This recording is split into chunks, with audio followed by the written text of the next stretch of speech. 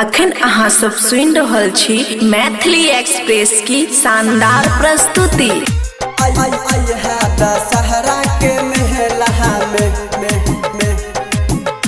आई है दशहरा के मेला में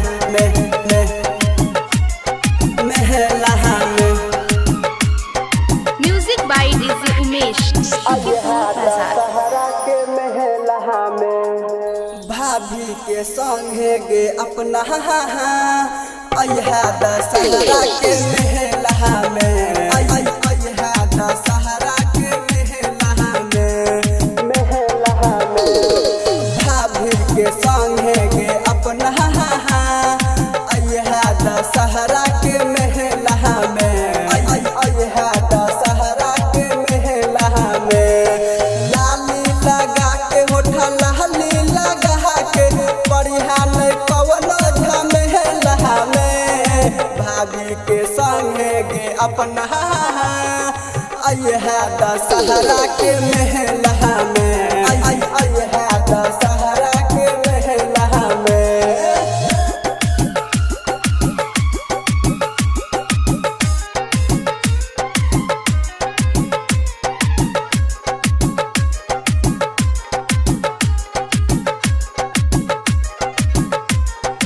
music by DJ Umesh, Shukipur बाजार। जब जब याद ते मिलल जानू के उहे दशहरा के मेला गे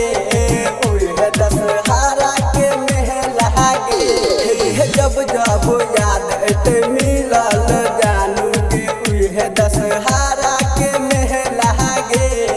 पैर में पायल देबो गला में सिकरी कान में कनवाली भी देबोगे भाभी के संगे गे अपना आई है दशहरा के मेला में आई है दशहरा के मेला में।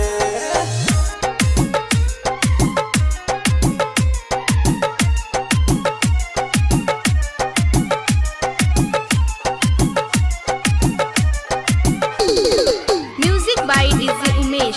शुकीपुर बाजार। 4 बजे साँझ के मेला तू अइहा इंतजार करबो पान के दुकान पर गे इंतजार करबो पान के दुकान पर गे 4 बजे साँझ के मेला तू अइहा इंतजार करबो पान के दुकान पर गे राइट हरा गोलू भूषण भाई दिल खुश दीवाना कहे छो